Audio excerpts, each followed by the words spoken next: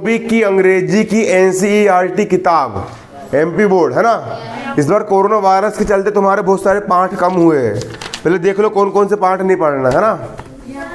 सबसे पहले देखो, लिख लो इसको। देखो आपको दो किताब मिली है। पहली किताब मिली है बिहाइव, है ना। पहली किताब आपको बिहाइव मिली है। दूसरी आपको कौन सी मिली है? मूवमेंट्स। मूवमेंट्स मिली है। बता रहा हूँ, मूवमेंट्स से आपको कुछ भी नहीं आने वाला।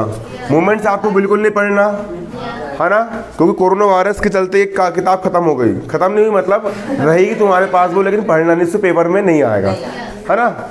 यह वाली मूवमेंट्स किताब नहीं पढ़ना, लिखते भी चलो भूल जाओगे। मूवमेंट्स किताब नहीं पढ़ना है। सिर्फ कौन सी किताब पढ़ना है? बिहाइव पढ़ना है। कौन सी पढ़ना है? बिहाइव। अब बिहाइव में भी 4 पार्ट कम हुए। कितने पार्ट कम हुए? 5 पार्ट कम हुए। कितने पार्ट कम हुए? 5। जो आपकी बिहाइव की बुक है, बिहाइव की बुक में आपको सबसे पहले लेसन 1, इसका नाम क्या है? The fun the head. ये नहीं पढ़ना,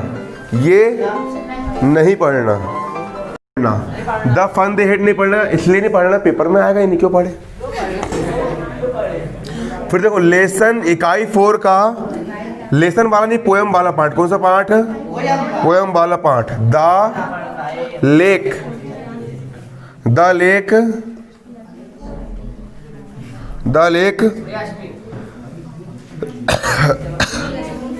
इसलिए ऑफ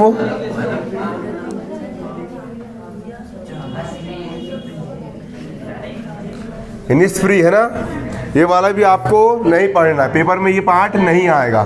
ये पार्ट भी हमको नहीं पढ़ना है। इसके बाद लेसन 7 का पोएम वाला part. The duck and the kangaroo.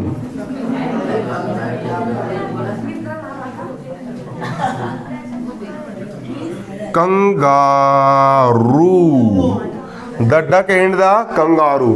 ये वाला पार्ट भी आपको पेपर में नहीं आएगा। लेसन 10 का इकाई 10 का लेसन वाला पार्ट।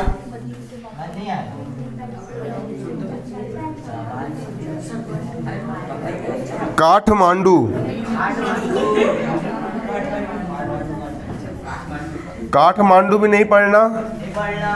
और पोएम वाला पार्ट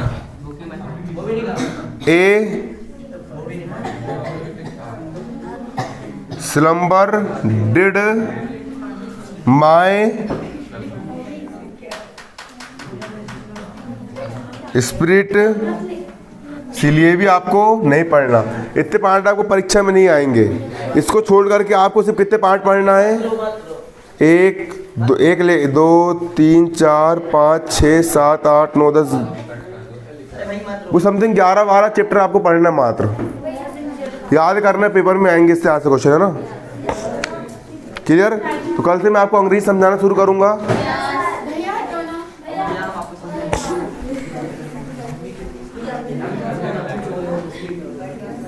देखो सबसे अच्छा एक काम ये करेंगे, अंग्रेजी में लिखवाऊं बोर्ड पे कि फिर आप लोग गाइड खरीदोगे।